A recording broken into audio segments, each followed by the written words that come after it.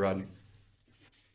Okay, so we finished up lesson 9 last week, and so we're going to go through the questions, and then our goal is to get through lesson 10 as well as the questions this evening, and then just kind of briefly touch on lesson 11, and then we'll have the whole of lesson 11 next Wednesday.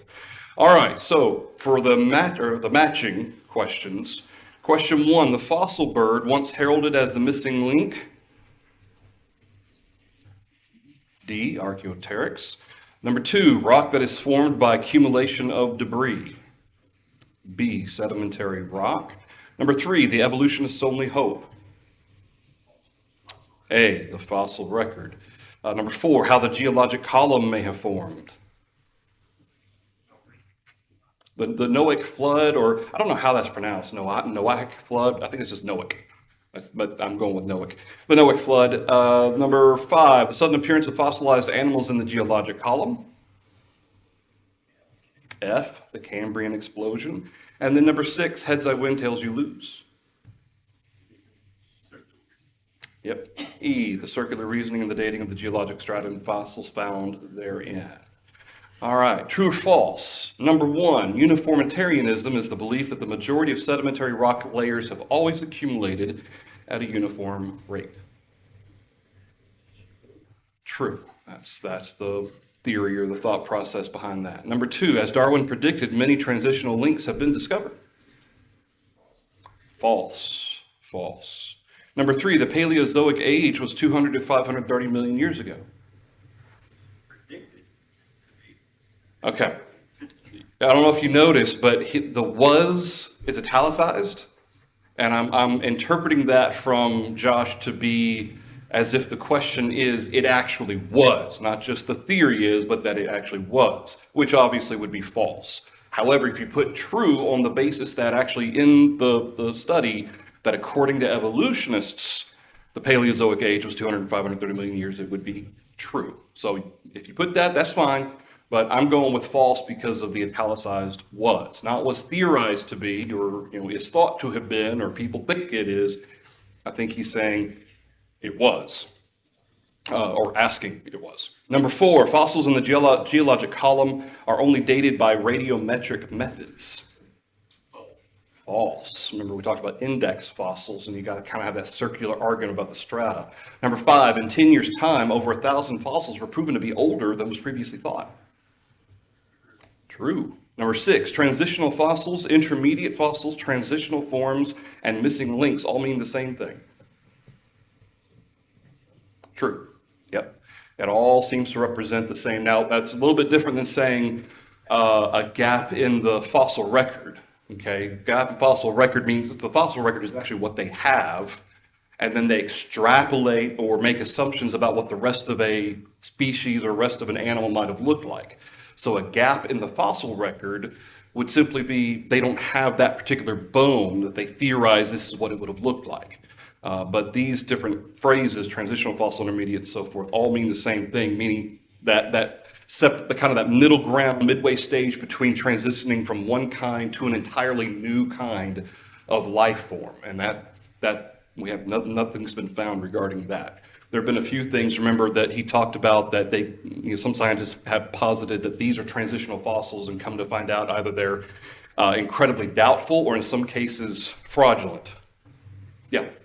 Kind of a dog and pony show where somebody changed the name and they kind of draw Yep. attention away from the fact that they aren't there. Yeah. And it's interesting how it seems like different sections of our society tend to do that. The same idea recycled, but then has a new wrapping and new ribbon on it. And of course, Satan's been doing that for thousands of years. I mean, that's nothing new. All right, short answer.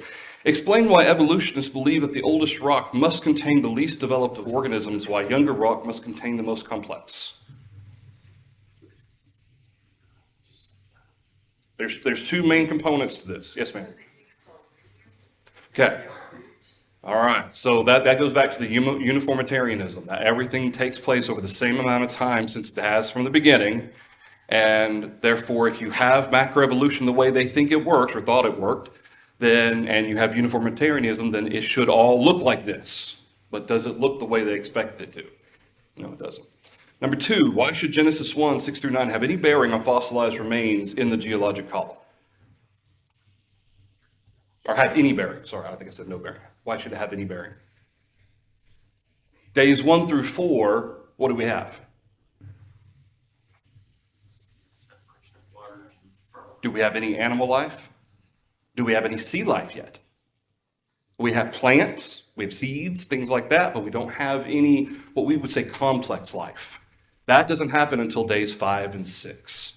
And so that's why that has a bearing on the geologic column, because in the deepest layers that God would have created on days 1 through 4, would we expect to see any complex life there? No. No. Again, maybe some plants, maybe some seeds, things like that, but not animal life, not sea life. Question 3, according to Genesis 1, 21, 24, 25, why should there be no transitional fossils in the geologic column? After their kind. Yeah. God created everything according to a kind, and therefore you had your, whether those kinds are defined by what we would refer to as genus, like you have your bovine, you have your feline, you have your canine, all the ines, whether those are all, what we would refer to as kinds, or maybe even more condensed than that even. But regardless, God created everything according to a certain kind, and they cannot cross that kind. Question 4, why is the fossil record considered the evolutionist's only hope? Can't the evolution be proven in other ways? What would finding a true, indisputable transitional fossil be considered for the evolutionist? Evidence. Okay, you could almost ironically call it the holy grail of macroevolution, because that would be that. This proves everything. This means this is all true.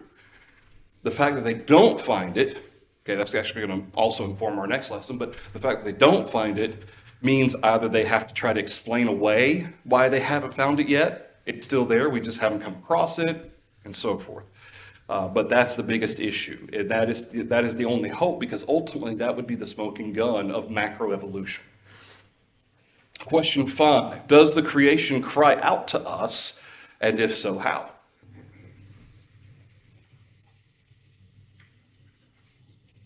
To me, it shows intelligence and power and a number of characters behind.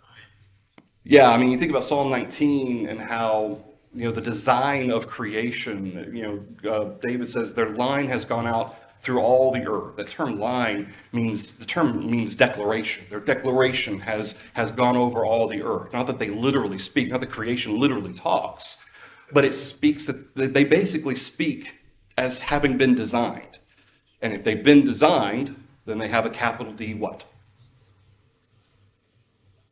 Designer. Yeah, a creator.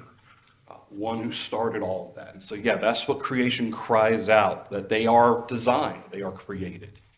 Okay, question 6. Explain what the evolutionist wants to find in the geologic column versus what the Bible suggests should be found there. There are two main things that the evolutionists expected to find. And we kind of talked about that a little bit. These layers going from the oldest layer to the youngest layer, you have least complex to most complex, and scattered within each layer, what do you have? Or should you have? Those transitional fossils, okay, showing one kind changing to a different kind. However, if the Bible's correct, then there are 4 things that we should find. Any life beneath that lowest layer, or the beneath the Cambrian explosion, I guess you could say? No. Days 1 through 4, there shouldn't be any major life. And then all of a sudden, you should have a sudden appearance, not just of gradual life, but a fully formed life, both complex and less complex together. And then no transitional fossils. And interestingly enough, that's exactly what the geologic column shows. All right. Anything through the questions? All right, lesson 10. Lesson 10, the title of the lesson is ultimately on punctuated equilibrium, which is a really fancy way of something completely absurd. But there are actually a bunch of sections of the evolutionary scientist realm that actually believe that this could be their answer for why we don't find transitional fossils. Despite over 300,000, so altogether, you consider all the subspecies and all the different animals that lived in what they consider to be 66 million years ago, 500 million years ago, 300,000 plus different fossil species have been discovered over the last 150 years, and yet no transitional fossils. Now think about that for a second. Okay, now again, we talked before about the fact that they theorize that there should have been some genetic association, some DNA showing DNA ancestry and offspring, that sort of thing. That doesn't show. And they believe that we should be able to associate ancestry with certain designs of forearms and legs and spine. That doesn't work either because the genetic code doesn't show that. The different genes that form the development part of it are different. So, many studied evolutionists reject small changes. That would be that mutation over time element that then gradually produces new entire kinds. Because there's no transitional fossils, they say, well, that obviously can't be true. Which they're on the right track there, right? At least they're honest about that. We can't find it. There's nothing that holds up to scrutiny that they claim were transitionary fossils. So maybe we're on the wrong tack here. Maybe we're not seeing the full picture here. So instead of considering other alternatives, they say, well, how can evolution still be true, but make it match what we see in the geologic column? So starting in 1940, it was started with a doctor, I'm assuming it's Schindenwolf, it sounds German to me. And then following him was Dr. Goldschmidt, who suggested what was termed the hopeful monster hypothesis. Sudden, massive mutations in single generations. Okay, it was equated to, in essence, a dinosaur laying a dinosaur egg and out popping a chicken. All right, it was kind of the association of what we're talking about here. We're talking about such massive mutations that they basically all in one or two generations, or maybe no more than a handful of generations, produce entirely new kinds. Okay, so vastly different than what started it. Now, it was referred to as punctuated equilibrium in 1972 when it was kind of dressed up again, because the idea of hopeful monster, does that sound particularly, first of all, does it sound scientific? No, it sounds like a really bad 1930s B movie, horror movie, right?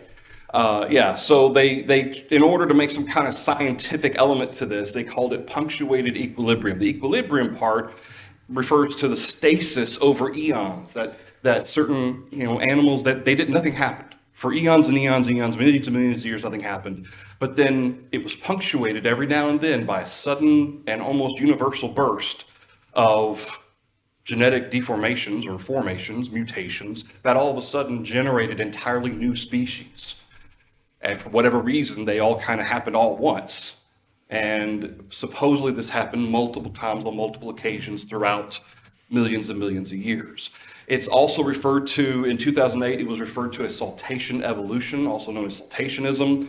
And then 1944, personally, I think quantum evolution, that sounds cooler than punctuated equilibrium, but quantum evolution doesn't mean anything. It's just the suggestion that somehow on the quantum level, evolution takes over. That's not part of this.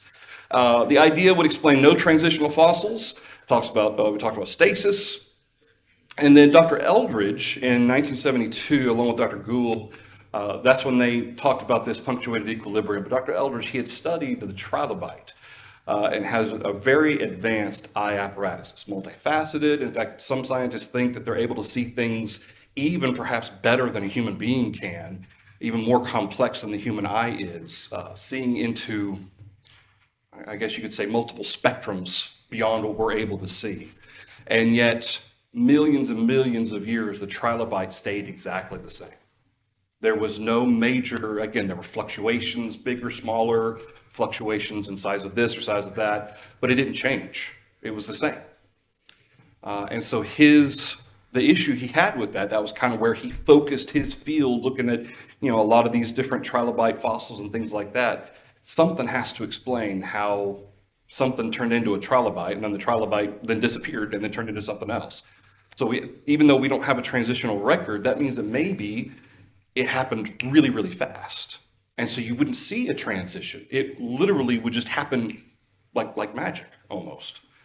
And so a whole bunch of evolutionists have kind of jumped onto this bandwagon, but there's a whole lot of others who refuse to consider it. And there's three main reasons, which I really condense into two. The three main reasons that Josh provides is, first of all, they'd have to admit that 140 years worth of science is wrong. Okay? What they've been saying is wrong. They'd also have to admit that creationists for 150 years have been right. There's no way they're going to do that. And then thirdly, they would have to admit that high school, college textbooks, courses, books, textbooks, scientific articles, lecture series, TV documentaries over the last 150 years were all based on something that doesn't exist. Okay, now to say it's a hoax means it's fraudulent. But if you don't have evidence and yet you're pushing it anyway, what would you call it? Again, they would refer to it as a theory, but it's a theory that can't be tested, yet you're passing it off as fact. Just like the Big Bang Theory, there's no facts involved there. There's what you have concocted that happens to fit what you're observing, but there's half a dozen or more scientific, not just even talking about creation from a creation perspective, but scientific explanations for what you're observing. And yet you push Big Bang, which now they're kind of scaling that back gradually and turning it into something else. But these were the three main reasons. However, within these three, I see two main character issues behind it. What might they be? Anti-religion. They've built up this entire religion basically against the Bible, right? So a refusal to acknowledge even the possibility that the Bible may have something right here would suggest what kind of characteristic within the human heart. I refuse to admit when I'm wrong. What do we call that? Or pride, okay? Pride, stubbornness, pride, boastful. And then the other side of that, to me, goes along with that third one. If you admit that all these things were hoaxes, what now do you get left out of going forward? Imagine all the money that's been made over 150 years. And we're not just talking about this, but I don't want to get into politics, but there's all kinds of issues going on in our world that people are just freaking out about that are pulling in billions and billions and billions of dollars that are based on either fraudulent data or misrepresented data. And I think greed would have another element to this, because if you've been pushing all this time, no, this is true, this is based in facts, and then you come out and admit, well, it was based on our interpretation and assumption regarding facts, that might kind of put a dent in your credibility, don't you think? And so a whole lot of people might lose out on grant money, or all of a sudden I'm switching gears, I'm switching parties type of thing. All of a sudden you're going to lose your entire donor base if you do that. And so I think greed and pride were two main components that we're talking about when we talk about these reasons. And that's not to say, I mean, can religious individuals be guilty of greed and pride? I mean, didn't Paul say as much in 1 Timothy chapter 6, how many had pierced themselves through with many sorrows because of greed, the love of money? We see in our lifetime, televangelists saying, send in your money. Yep. And then, of course, a lot of the times we find out more about these supposed televangelists. They're supposed to be, these holy, righteous people, which obviously they're not teaching the right things anyway, but a whole bunch of stuff we find out about their life, and they're not what they were supposed to be or what they claim to be, I think we also see, as Nick said, on a smaller scale, not just, scientists at Harvard or all these places, people we've known that I call them, they're smarter than God.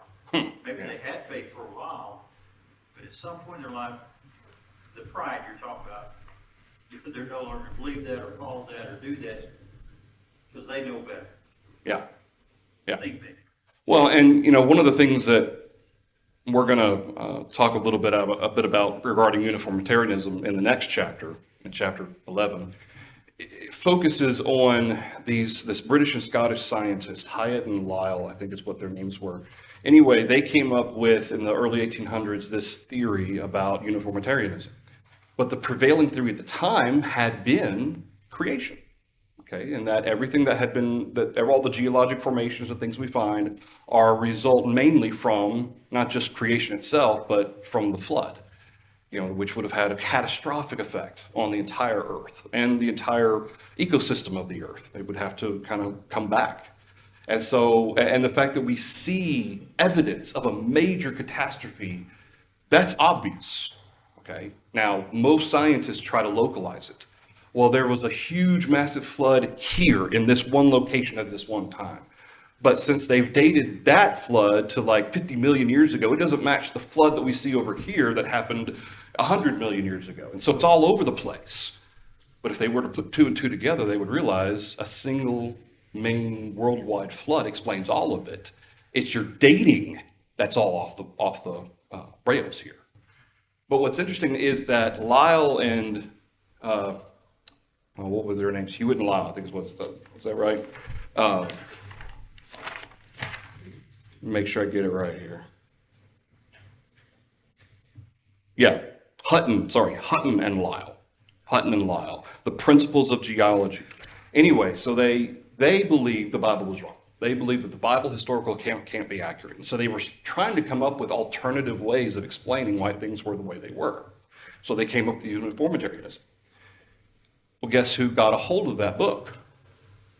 In fact, Josh says he took it with him on one of his journeys. Charles Darwin took it with him, and it had a major influence on his thinking. And remember, he had already encountered when he was younger the situation with the Anglican Church teaching the fixity of species and how that, a dog and different canines, they were all separate and they don't crossbreed, they can't cross species, things like that, which we know aren't true. But for that matter, that would also mean that the ark would have had to have contained at least 1,000, 2,000, 3,000 different animals in order to accommodate all of that. And we'll talk more about that in just a minute. But the fact that, to me, the whole process, the whole motivation behind it was to try to disprove the Bible or to offer an alternative to the Bible. And because of Hutton and Lyell, and then by extension, Darwin, and by extension, people who then kind of caught on to that, because the alternative is to believe in creation. And the last thing we want to do is, if there was a creation, that means there was a what? A creator. And if there's a creator, what might happen one day? You might have a judgment day. Nobody wants to believe in a judgment day. We want to be able to live the way we want and do what we want. Romans 1, the Gentiles at one time, they were taught the same things that Noah and his family all had. And yet over generations, they refused to keep God in their knowledge. And so in order to excuse and to justify what they wanted to do, they created their own gods to justify what they wanted to do. So you had it all beginning, I say all beginning, this is not new, but just another variation of the same thing that Satan does every generation. It's an effort to try to pull away from God's word. And this one has had 150 years worth of repercussions, teaching something that is sometimes, first of all, dubious at best, fraudulent at worst, and claiming it's the facts. And in some cases, putting doubts in truly spiritually minded people who truly want to believe the Bible, but then they don't know how to deal with these supposed facts, and they maybe don't have information or don't have the ability to look into it or willingness maybe to look into it to realize, no, it's not based on fact. Yes, ma'am. Subi. Well, in that 150 years, archaeologists, geologists have found more discoveries that prove what the Bible says than the people looking to prove evolution. Absolutely. Yeah, and in fact, Josh has mentioned that on a couple times, the fact that the evidence that has been found has been in harmony with Scripture. Okay, there's nothing that's been found that disproves Scripture. And there's no issue there certainly from our perspective. Do we need science to prove the Bible for us? No. It makes me do a happy dance when it happens. Yeah. Okay. So we don't rely. And that's what we kind of talked about a couple weeks ago about how that science is entirely dependent upon evidence, okay? Physical evidence. That's what science is all based on. It's based on having a physical understanding and being able to explain why things work the way they do. Get it? But from a religious perspective, a spiritual perspective, physical evidence can bolster our faith, it can inform our faith, but it's not the foundation for it. We don't require it. That's why Hebrews 11, when the Hebrew writer talks about what the definition of faith is in verse 1, it is the substance of things hoped for. It is the what of things not seen? Evidence. It is the evidence. Faith is the evidence of that which is not seen, which is, I love the poetry of that verse. Evidence is something you see, yet something you don't see, which is talking about God and the gospel, it goes back to the whole point of what faith is about. If I say I have faith, but I don't actually do anything about it, am I actually showing it in my life? No. And that's what Hebrews 11 verse 1 is the relation to that too, is that Hebrews 11, all those people of faith, did they just say they had faith, or did they obey God? Say, by faith, they did this, obeyed God. And in every example, it was someone who recognized that this is what God has done, or this is what God has said, or this is what God has promised. Thus, faith is the evidence of things not seen. The fact that an individual is inspired to do these things because Almighty God told them to, and especially in cases where it's against their best interest. It was not in the best interest of Abraham to kill Isaac, and yet he was willing to do that. It is the evidence. That's that willingness. And the fact that you had apostles who were fishermen who were willing to leave their livelihoods, which fishermen weren't exactly the highest paid individuals anyway. They were willing to leave their livelihoods and follow this supposed rabbi who claimed to be son of God. It goes, and in fact, they were willing to die for this stuff. They saw the miracles. They had reason to believe what they believed. That is the evidence of that which is not seen. The fact that their lives were a testimony to that fact. And that's why we put our faith in their testimony. That's why John says at the end of the Gospel of John, these things are written so that you may believe, and believing you may have what in his name? You may have life. You may have life. All right, anything else to that? Okay. There was an interesting quote here on page 96 of chapter 10, or for chapter 10. Josh says, so where is the proof? All punctuated equilibrium advocates readily admit that although no evidence can be cited to support their hypotheses, their process of rapid evolutionary change had to have occurred because it is the only alternative to a lack of transitional fossils. Gould himself admitted that the process of punctuated equilibrium sounded more than a little absurd, and yet admitted we have to believe it because it must have occurred. That has stood out to me ever since I read it. Because what is there an absolute refusal to consider? Creation. It had to happen. Because this is the only possible explanation without getting into the realm of the Bible, of religious or spiritual things, talking about a creator. And they are so desperate to avoid that they will build up whatever theory they can to fit what they're observing. And now this, because there's no evolution or no transitionary fossils, even though it's absolutely ridiculous. Yes, sir. You start with a faulty premise, then you can come up with whatever you want. How many false branches are you going to end up having on that tree? Yep, you're absolutely right. Okay, so there's three main problems that Josh deals with regarding this punctuated equilibrium or the hopeful monster idea. First of all is the time problem. Whether it happened over 1 million years or hundreds of millions of years, you've got a problem. Because if it happened over even, say, 1 million years, let's say, you still would have transitional fossils somewhere.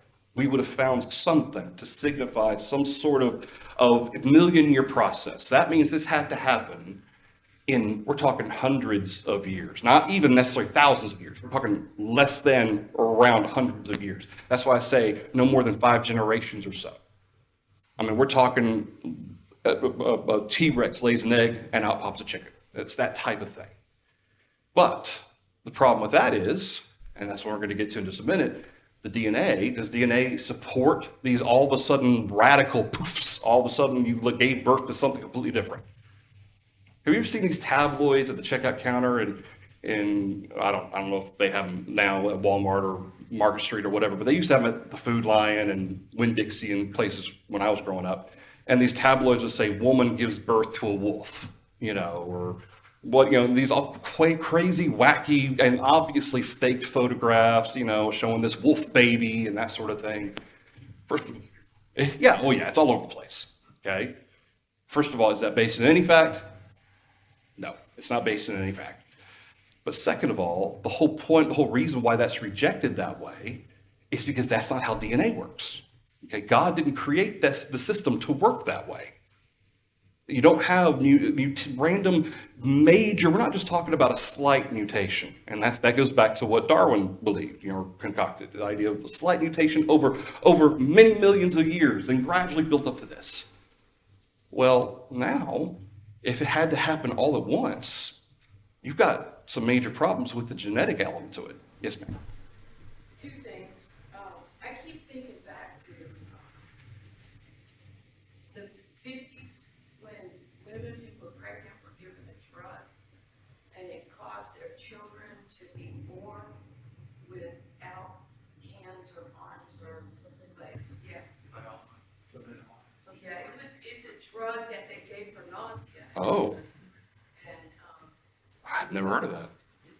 so you had a lot of people, if they all died in the same place, and you found their bodies or their skeletons. Hundreds and hundreds of years later. Yeah, it would look like instead of evolving into something greater, we got rid of this much of our arm, this much of our arm. I don't know if it affected. And that would certainly not help survival rates, would it? No. And then when they say it takes place over years and years, well, okay, families that inbreed, you see documentaries sometimes, that doesn't take years. No. Years. Single generations. Yeah, and then you think about how easy it is for a baby to be born with a genetic birth, like trisomy 21. That is just trisomy 13. It's an extra chromosome on the 13th chromosome. No, it's the 21st. And, we're seeing more and more of those children because people don't think they have to be taken to the top of a mountain and starved to death. And so, you can have 5 kids that all your DNA and one of them got an extra chromosome. Only one family. So, we know it can happen super fast. Yeah. Yeah. All right, so the time problem is one thing. The absence problem, and this is perhaps the most ridiculous element to this out of all of it, the absence problem. So science is all about dealing in facts, dealing in what's there, okay?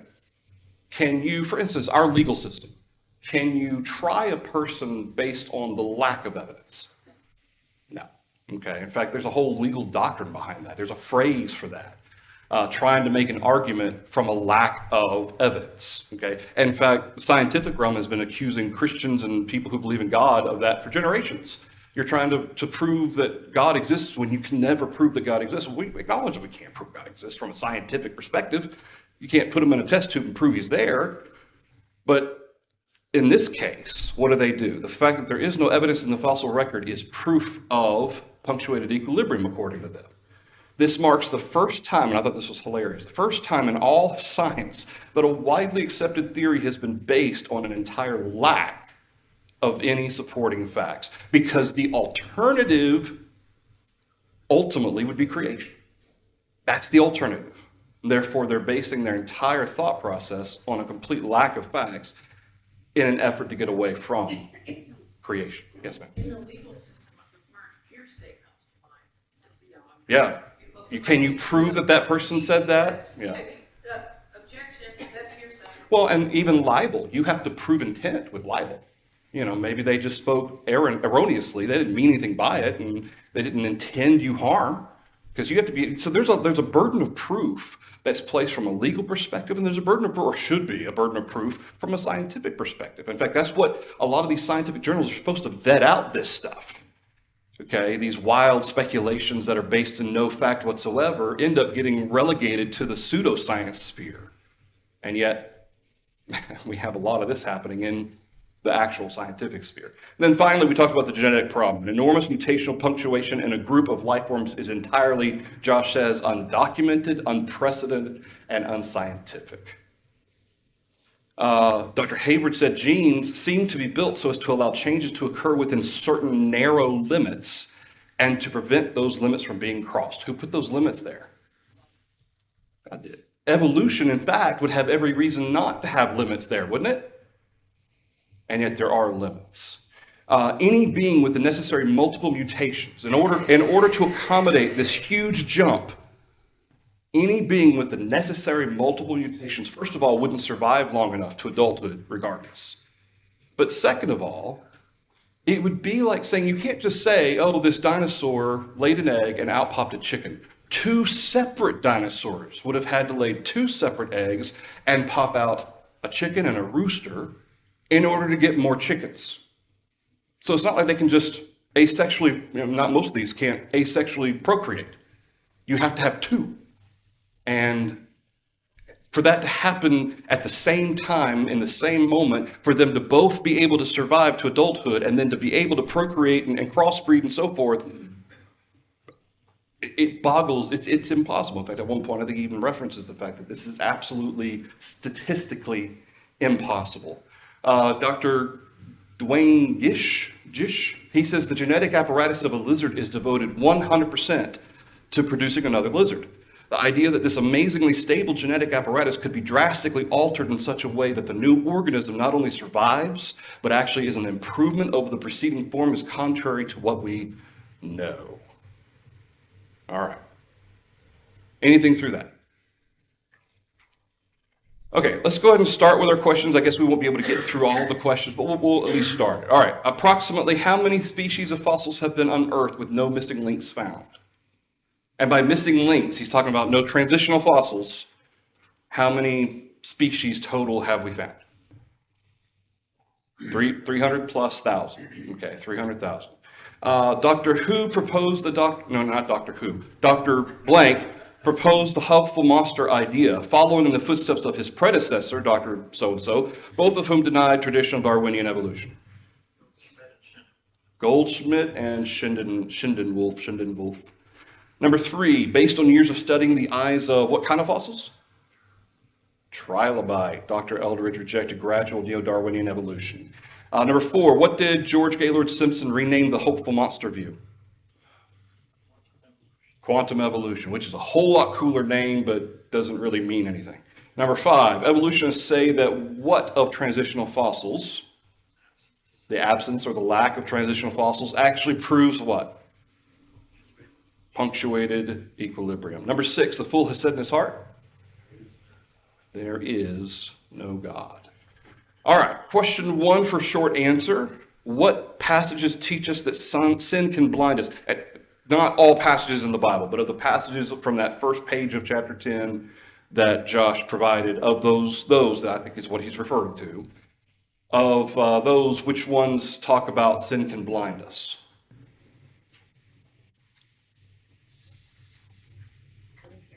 2 Corinthians chapter 3, verses 14, 15, and 16. Specifically talking about how the veil is in their mind. Verse 16, when one turns to the Lord, the veil is taken away. And then connect that to chapter 4, verse 3 of 2 Corinthians.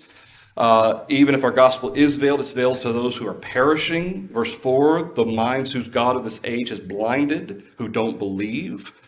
Then what other scriptures? Two more scriptures associated with blindness. Yeah, 1 John 2:11, he who hates his brothers in darkness and walks in darkness. Ephesians 4, verse 17. Yeah, no longer walk as the rest of the Gentiles walk in the futility of the mind, having their understanding darkened. All right, what about number 2? Since the 19th century... Oh, I was reading from the wrong thing anyway. Number two is what passage teaches sin can harden us. We'll pick up there next week, Lord willing, and then we'll get into chapter 11, talking about catastrophism versus uniformitarianism. Thank you, everybody.